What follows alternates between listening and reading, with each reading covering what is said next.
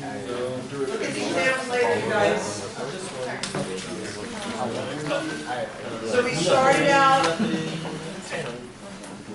Is there?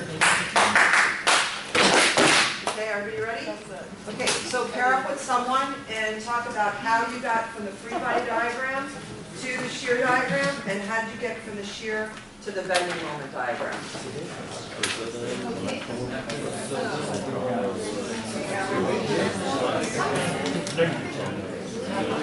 Why is it negative?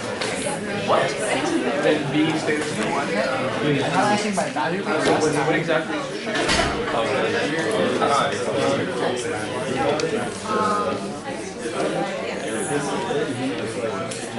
So we went through one thing, we applied the function before, all the way at the bottom of my account. I still need to take the engineer. That's where you're from. This is where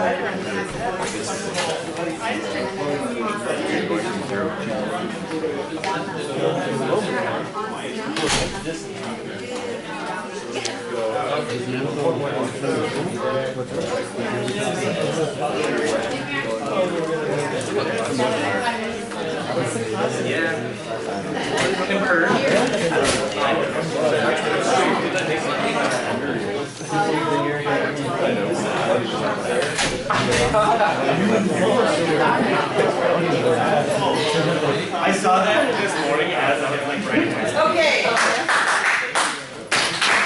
Okay.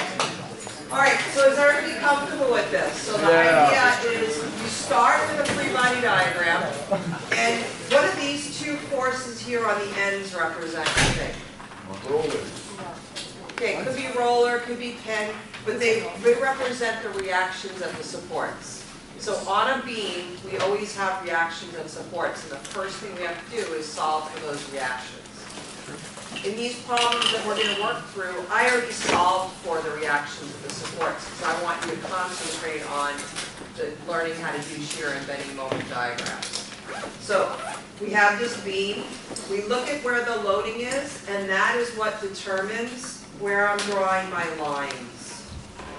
So what are each of these what type of forces are these? Are they point loads or are they distributed loads? Point loads. Are they concentrated loads or are they distributed loads? Concentrated. So wherever we see a concentrated or a point load, I'm drawing a line down and sectioning off my beam. In this case, we're looking at 3. distributed load. Should we make You'll see it in a little bit. Okay? So then, I'm drawing these lines down so that I could put the shear diagram and the moment diagram directly below. So where do I put the shear diagram? Directly below the free body diagram. Where do I put the moment diagram? Directly below the shear. Directly below the shear diagram. Okay? This horizontal line here represents 0 shear. And this horizontal line represents what? 0 moment. So I put a plus and a minus to show I'm above the 0 and I'm below. I'm above the 0 positive and below negative. And what's the other thing I include next to the B for shear and the M for moment? Units. Are units. Okay? And then in doing this first problem, I am following the convention is when the force is positive, the shear is positive. When the force is negative, the shear is negative. So to start, I always start from left to right. Oh, and they always have to start and end at 0, right? The shear has to start at 0, end at 0, and the shear and the moment has to start at 0. Hang on, I'm going to get the paper straight for me, and then this. The moment has to start at 0 and end at 0. So when I'm drawing the shear diagram, where am I looking? When I'm drawing the shear diagram, where do I look? At the free body diagram. So the force goes up 10 kips, and then, so actually let's, Daniel, let's start with you. So you see the 10 kips, what happens? It goes up to 10 kips. Then Gabby, what happens between here and here? It flatlines, because there's nothing going on here at all, so we just have the flat line at 10. Stanley, what happens here when I hit this point? Okay, the load, it goes down 10 kips, so I go back to 10 kips. Julian, when I'm in this second section here, what happens? Pass. Heather? There's nothing going on, there are no loads, so I just draw a line horizontal, there's no change. Then Gracie, what happens when I get here? It goes down 10, so I go down 10. And then Matt, what happens here? S. Okay. Malcolm, what happens in here? There, well, it stays at 10 kips because there are no other loads. Right. There are no loads in here, so it just stays the same. There's no change on the shear diagram. And then Arturo, what happens at the end? It goes up 10. It goes up 10. So in this case, we started at 0. Did we end at 0? Good. Is that important? Yes. Yes. Then it's a diagram. You shade this in and you shade this in. Make sure you can see all the numbers. For those of you who took, remember engineering 25 for dimensioning, let's just put it on this screen as well.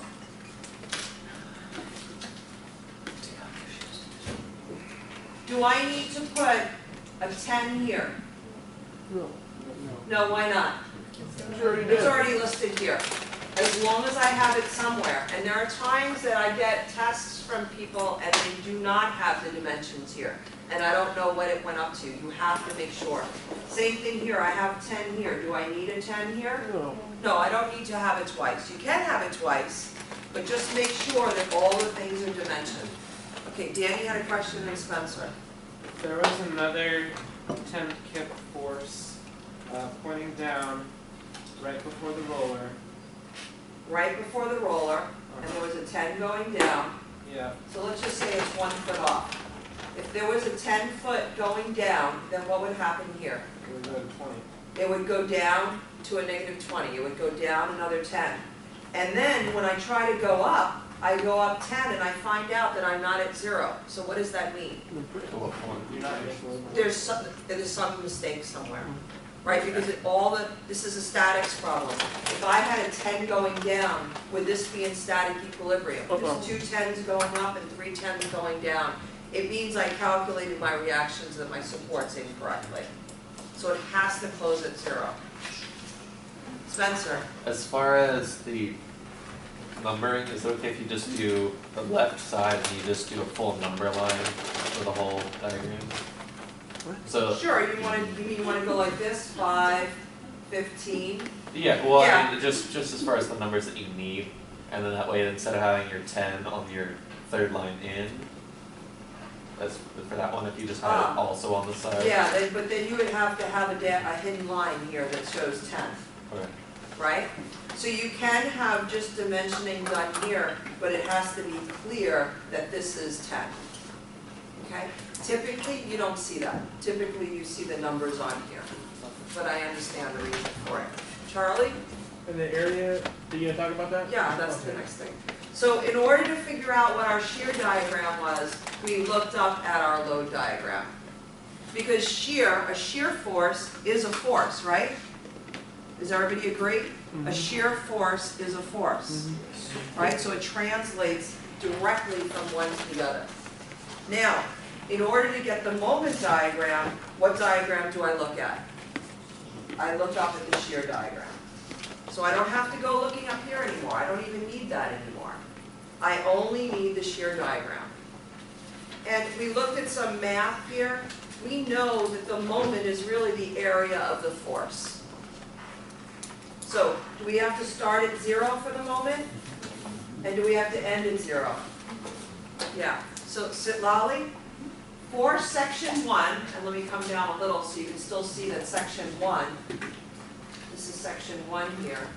So it looks like a 3 now. That must be section 1. So how did we go from here to here? How did I get to the 150? We found the area, which is 10, 10, 15. Right, so we found the area. It's 15 feet by 10, so that's 150. So the area of section 1 was 15 feet times 10, which is 150, and the 10 was kips, right? So it's foot kip or kip foot, kip. And how did we know that it went up to 150 and not down? So Ollie? Because the 10 kips are still positive. This is a positive area. Since this is a positive area, we go up. Okay? Alex, what happens from here to here? Why was it a flat line? There's no area, so There's no area here at all. there is no change in momentum. Say it again? There's no area, so there's no change in momentum. Right.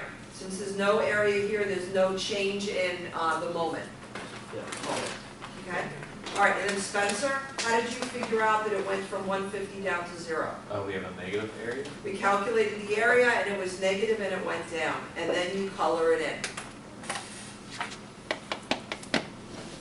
So the question you want to know now, what is the maximum shear that this beam experiences?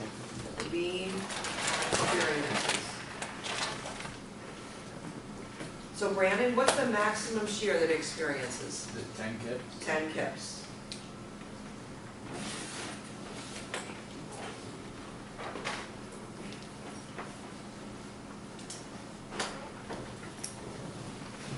Okay, here's a fictitious question. You bet. A little tricky. Let's say this didn't go up to 10, and let's say it only went to 5. So let's say it went up to 5, over and down, but it did go down to 10. What would be my answer for what the maximum shear is? It's kind of, what, say it again? It'd still be 10. It still would be 10. Because it doesn't matter whether the shear force is down or up.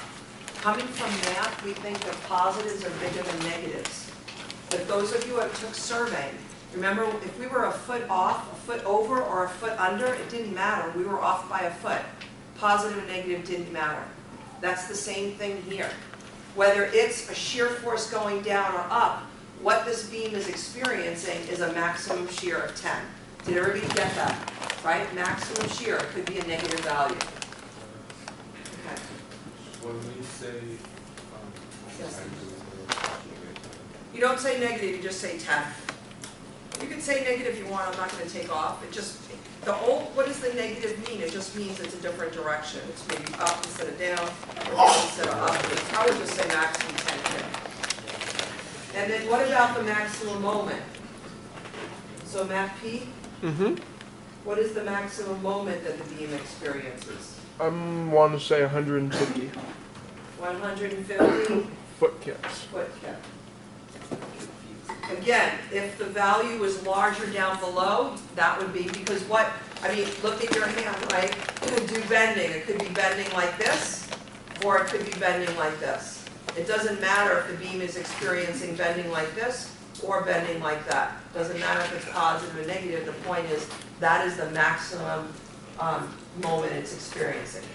So as engineers, when we design, so Marky, when we design this beam, and what does design this beam means? Pick the beam we want to use. We have a 1x2, we have a 2x4, I'm thinking wood maybe you guys are more comfortable with. We have a 4x4. When we pick material, we know what the strength of that material is, and we know what it could take in shear or bending. So what are we going to design? Would we pick a beam that could only hold 5 kips? No.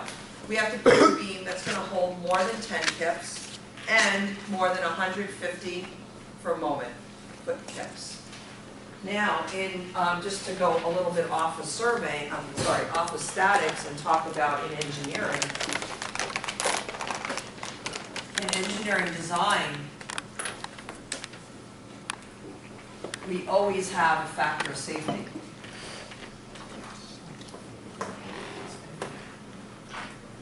It's also called the safety factor.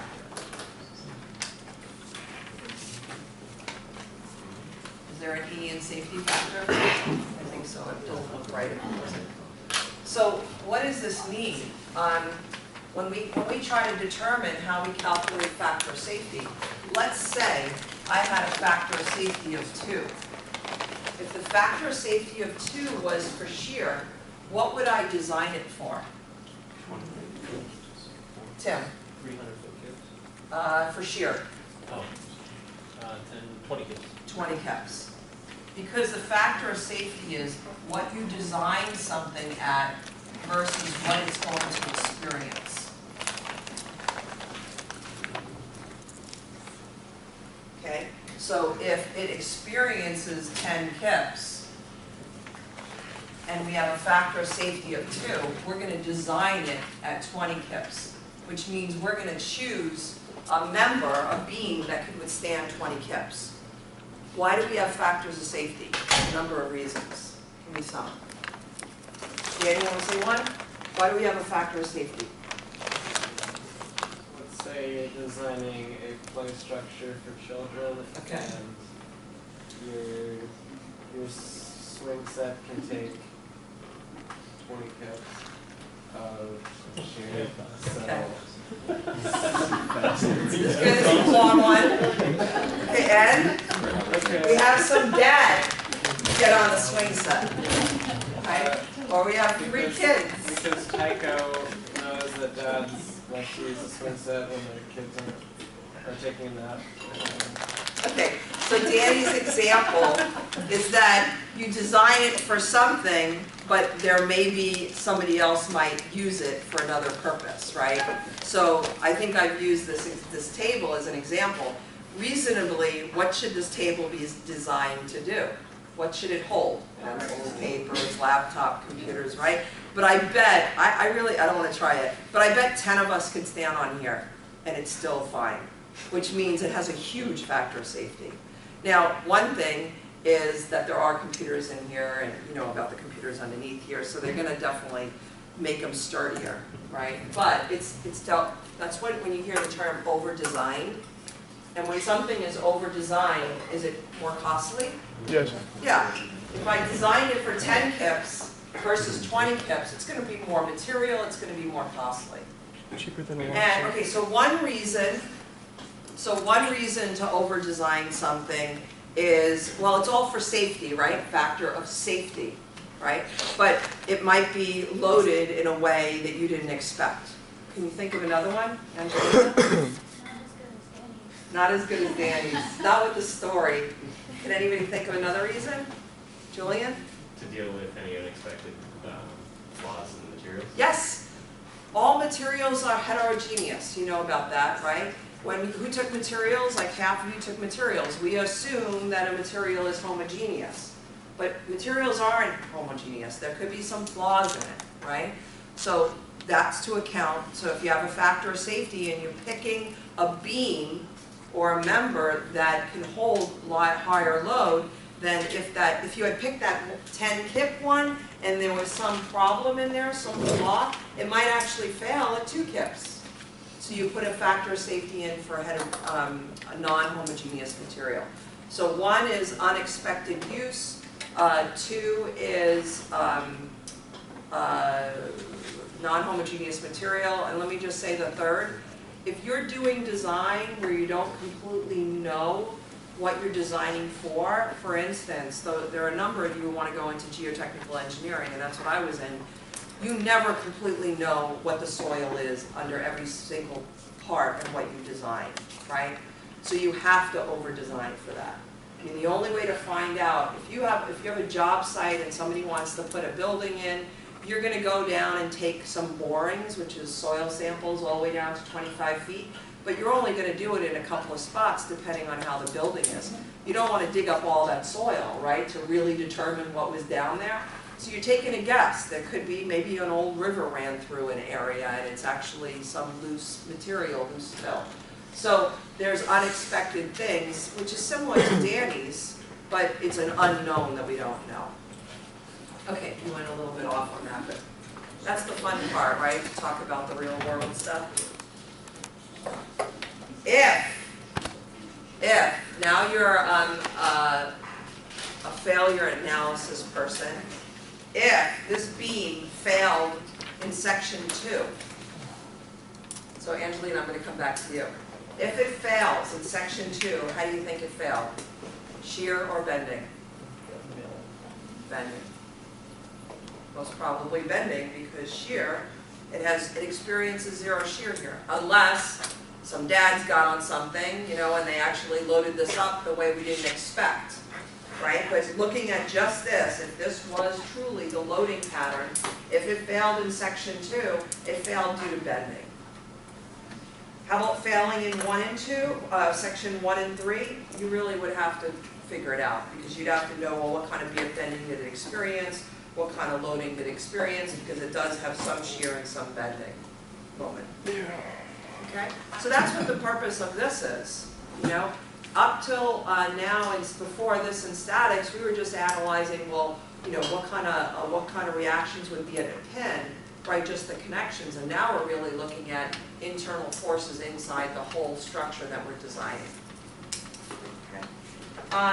Do you want to do the next one graphically too, or I mean, I could show you how to do it mathematically. Let's do it graphically. Another one graphically.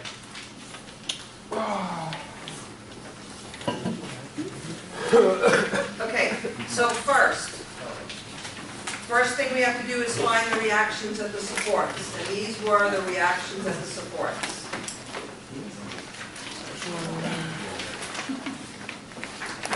It's numbered 3 because I move things around a little.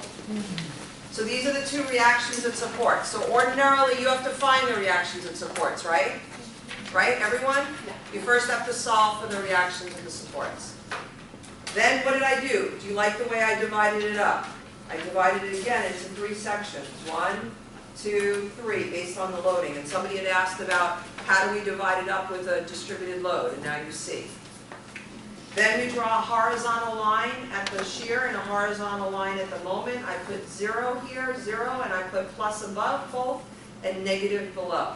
What else do I need to add? Units. So we have kip and we have foot kip. Do we start at 0 for both? Yes. Yes. Do we have to end at 0? Yes. Yes. Make sure it ends at 0. Don't just draw your line at the end to get to 0. Because if you made a mistake, then you're not going to be able to find it. Okay, so what I want you to do is work with the person next to you and draw the shear diagram. And we haven't talked about how to do it for distributed loads, but take a guess.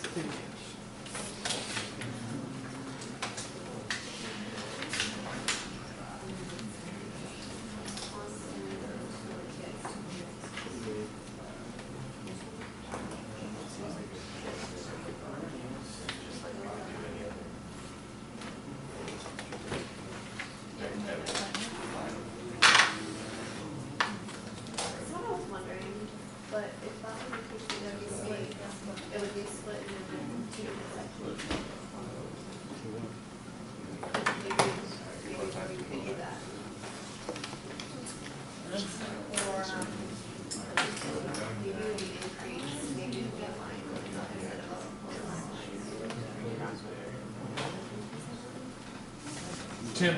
Yes. What would we do with this distributed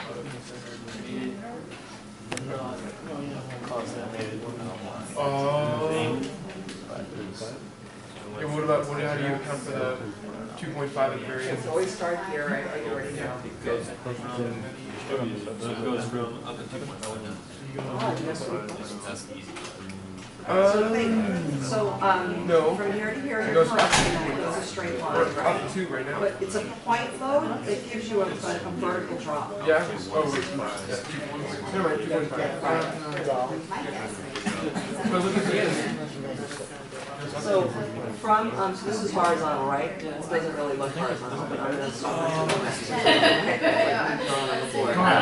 Stupid. Once we get to here, there isn't a direct load, right? Like here, whenever we have a point load, we have a vertical change, right? Vertical change. This is a gradual change, right? And it's 1 kip per 3. So it's really gradual.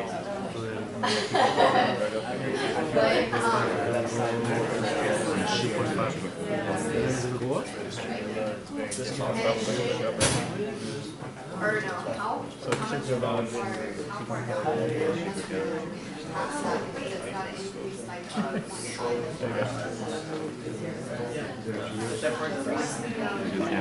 5, 2.7. Okay, so it should actually be 1. Like not 1.5? Yeah, 1 foot over. That's 2.5 window. You know what? Oh, is yours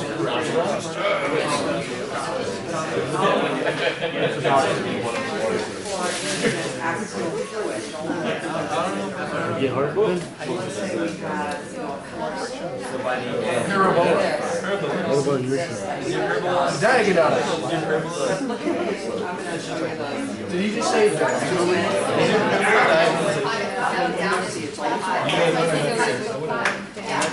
Okay, so, Angelina, what do we do first?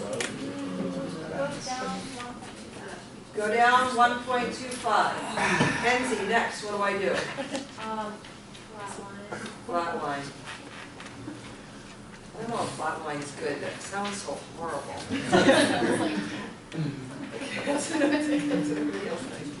Okay, Eddie, what happens now? You go up 3.75. I go up 3.75, and what do I go up to? 2.5. Right, everybody got that? Did you go up to 2.5? Yeah. And you should draw it to scale, or at least somewhat to scale, you know? Okay, then, John, what do we do next? constant per second? Right, constant, that sounds nicer. Okay. Okay, Cameron, now we're looking at a distributed load. So everyone, notice, whenever there's, look up here, whenever there's a point load, you have a vertical direct change at that point. Here you have a point load, you have a vertical change. We're going to see, here's a point load, we're going to see a vertical change. But here, this is a distributed load, which means the loading is being distributed over a length. So what did you do? Slope down to 2.5. Slope down to here, 2.5, good. And then Mike, and then it went up. So it closed at 0. So let's color it all in. Tim, was that some diagonalization? Dude. Can't even see it. Okay. Brandon? Why, I mean, we knew, everyone, we knew at the end it had to go up to 2.5, right? Correct. So we're starting at 2.5, we know we're going down to 2.5, but I want to know why, from the distributed load information, did you know it went down 5? Because over that 5 feet going down 1 kip per foot. Does everybody see? The total load here, it's 1 kip per foot and it's 5 feet. That means the total load here is 5. So it's got to go from 2.5 to 2.5. It's got to go down 5. Why is it a negative? Ivan? Why am I going down 2.5 and not up 2.5? Sorry, I went down diagonal 5. Why didn't I go up diagonal 5? Because the force is pointing Because the down. loading is down. Sometimes I think the louder I talk, the more people hear me. I do really talk loud. We all hear you. Okay, so notice, the force goes down, the line goes down. Force goes up, line goes up. Forces go down, line goes down, forces go up. So what you want to do on this problem, everyone, is go down 1.5, stays the same. It goes up 3.75 to 2.5, stays the same. It's a diagonal because it's distributed over the length of 5 kips going down, so it goes down, and then I go, oh, 2.5 up, and sure enough, I'm at 0 and I'm good. So there's a check there. Danny and then Spencer. Danny, did I answer your question already? If you think of it, Spencer. Is it safe to assume that you're not gonna just mess with us to like calculate the static and have it be dynamic? No, we're not, it's a statics So class. it will, so it is safe to Yeah. assume that. And B, shear bending moment diagrams is all about statics, right? It's, you're designing something that's supposed to be static. If it's dynamic, it's probably gonna break. So it's just safe to assume that we can go as far as we can before we hit the distributed load and then work backwards from the other end to make sure that we get a nice clean line. You can work, I wouldn't work backwards because look, we're so used to following the way and somebody might, if you go from the right, everybody look at me, Look up here. If the load is 2.5 and you go from the right, you might go up 2.5 because we're so used to it. You should start from left to right and go through, and it should close at 0. Okay, in order to get the moment diagram, what diagram do I look at? The shear diagram. So I'm going to look, I don't need to look at this anymore. Okay? So we're at annual, G. So I start at 0, then what happens? It goes down at an angle. Right, so it's a negative area, so I got to go down. And how much do I go down? What's the area here? 10 times 1.25, so it's what? 12.5, right? Did everybody get that it goes down to 12.5? Okay, Gonzalo, what happens next? It goes up, but let's calculate how much it goes up, right? So what's the area? 2.5 times? 5. So 2.5 times 5 is 12.5. Wait, no. Yeah, 5/4. Yeah, so it goes up 12.5, so it actually has a different slope, huh?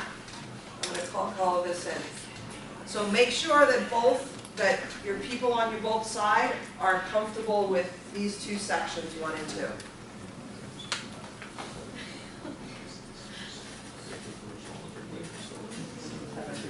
Are you comfortable with I felt comfortable with about 6 months where Oh, this down to 0. Exactly. More comfortable with that?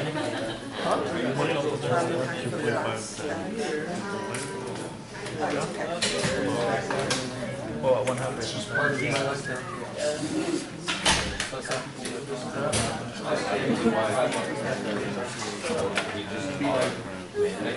Every time I pull out of my Okay, when you're finished checking with the person next to you, look up here.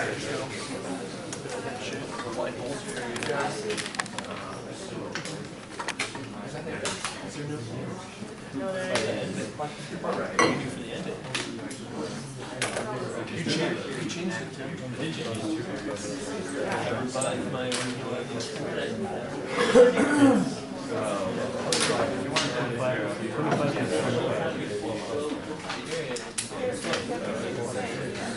Oh yeah, no, you're absolutely right. That's it. And then it's a 0 point right. Take the derivative. Brilliant. That's absolutely brilliant.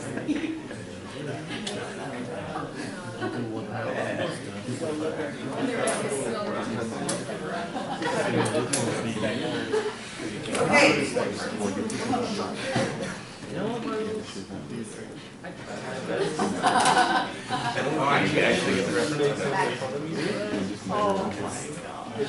I'm gonna forget the name. Zoom later. Okay, everyone, where are we? Boy, Hector, you get the hard one. So now what happens? Notice, everyone look up here. We had 3 sections, but notice this shear diagram really made us have to have another section here. And what's the distance here? Hector? 2.5. 2.5. So I don't have it drawn perfectly. So I'm drawing this here, and it's 2.5. So what's happening now? Hector, you want to take? We have a positive area, we have a negative slope. What's the shape going to look like? Have any of you decided? Yes. Okay, what's its shape? Parabola. How come? Parabola. Why is it a parabola? It's gradual. Gradual, but you're doing a slope, right? Yeah. The moment is equal to the integral of the shear. And the shear now, come on you guys. Tim, I'm going to stick you there. Mark, you can stay exactly where you are. And Matt, I'm going to put you over there. That's okay. Not now, Yeah. but if you open your mouth. Okay. maybe we have to put it across the road. Okay, so when you look at this line here, we're thinking about math now. When we look at this line is y is equal to 2.5, right? The integral of that is going to be 2.5x, right? So it's going to be a diagonal line. Here we have diagonal lines. What's the equation of this line? I'm not going to figure it out. We can probably figure it out really quick. Y is equal to mx plus b, and b is 2.5, and the slope is -5 over 5, so it's a -1. But we know the equation here is going to have some coefficient with an x in it. So if I take an integral of a coefficient with an x, I'm going to get ax squared over 2. I'm going to get an x squared, which is a parabola. So now the question is, does the parabola go up or down? It's a positive area, so it's going to go up. And it's a negative area, so it's going to go down. And what is it going to go up to? How did you figure out? So Hector, how did you figure out what it went up to? I know, pass. Okay. Charlie, How did I figure out what? how do we figure out what the value is here? What's the peak? Oh, that's the area. Right, right? Yeah. You guys were taking the area of the shear to get the moment. So what's the area? The area here is 1/2 the base times the height. The base is 2.5, the height is 2.5, so it's 2.5 squared divided by 2. What's the area turn out to be? 3.125. 3.125? So that's 3.125. And then 3.125, and I color it in.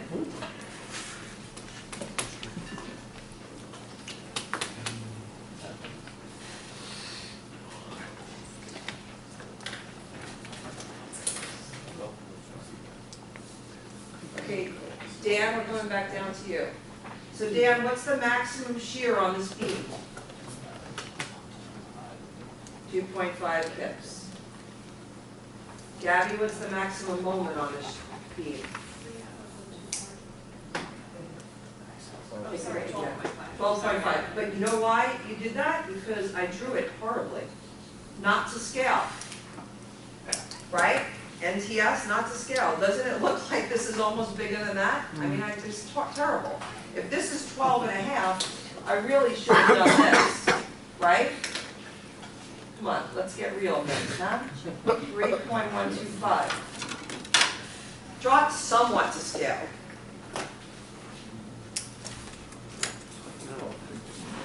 Good? Good. Okay, so now I want to take a look in the packet.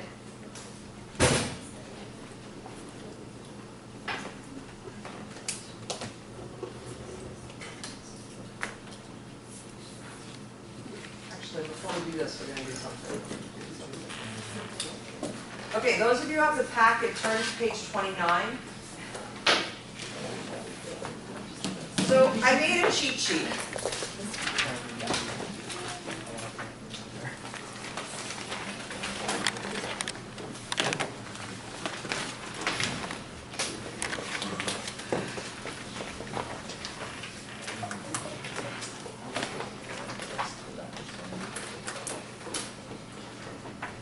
Is that all right? So I made a cheat sheet. So this first sheet, which is on page 29, I think I but use a pointer. Somebody have a laser pointer? On your phone? Okay. That's a high-tech phone. Should have that. I mean, it has everything else. Okay, so what are we looking at? This page says I'm transferring load information to a shear diagram. And basically we're looking at the integration. We're integrating the load to get shear. We're integrating the load diagram to get shear. That's what we're actually doing. We're integrating the load diagram to get shear. We're taking the area in here to get here. We know that if the force goes up and then it comes down, we go up on the load diagram, up on the shear diagram and come down. Everybody comfortable with that? Okay. If we go down in the load and then go up, the shear diagram goes down and then up. So this produces a positive area, this produces a negative area. Okay, here, now we have a distributed load. The loads are going down. We're actually integrating this line, which we said already is some coefficient, so I'm going to get a diagonal line. Since the load goes down, the slope is going to be a negative slope on the shear diagram. Do you need to use this? No. It's just a cheat sheet that I made for myself a long time ago. Okay. Triangular is a little more tricky. Here, we already have a diagonal. So the equation of that line is already going to be y is equal to some coefficient times x, right? So when we integrate that, we're going to get a parabola in the shear diagram. This, both of these, the force goes down, but here we have a positive slope and here a negative slope. So a positive slope is going to give me a curve like this, and a negative slope is going to give me a curve like this. Charlie? What happens with the moments then, if you have a parabolic? What do you think the next page is? Oh, I'm sorry. I bet. Okay, next page. Yeah, I'm sure. Now we're looking at the transformation of the information on the shear diagram. What does it produce on the bending moment diagram? So here we have a positive area. We have a positive slope. We know that already. Negative area, negative slope. If we have a negative slope, what would the negative slope on a shear diagram be from? Distributed load. A regular distributed load, a rectangular distributed load, right? Force is going down. Right? A distributed load gives me a negative slope. So if I have a distributed load, bless you, it's going to give me a negative slope. But if it's a negative slope in the shear, remember this is the shear diagram, but it has a positive area, what does that mean? It means the slope's going down, but you're above zero. Slope's going down, positive area, you have a parabolic going up. If you have a negative slope with a negative area, it's going down underneath the zero, I have a parabolic shape this way. Okay, and the last one, so in the case, so when we look here, we're comfortable with these kind of loads and what they give us in shear and what they give us in moment. And you know what I think would be a really great, you know what would be better, a better cheat sheet than this, is actually to have a cheat sheet that has 3 columns. Load, shear, moment. Right? So load this way, it's going to give you a shear like this with a positive area, and then it's going to give you a moment like this. Right? This would be a good one, to combine them all onto one part. Okay? So the last thing, though, is funky. Because the last one is if you have a triangular distributed load, you're already getting a parabolic shape. So what's the next shape going to be? Third order. Third order. So a parabolic shape, so we have 2 different options. One with a parabolic shape going down. Well, they're both going down because the loads are going down, but one's concave. Concave and convex. Concave, convex?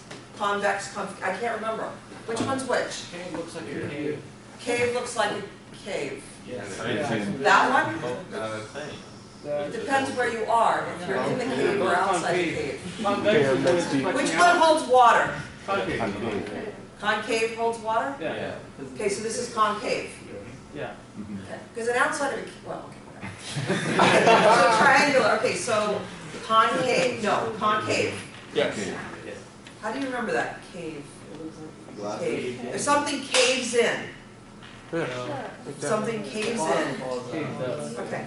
All right, so these guys, these triangular ones, give you weird stuff.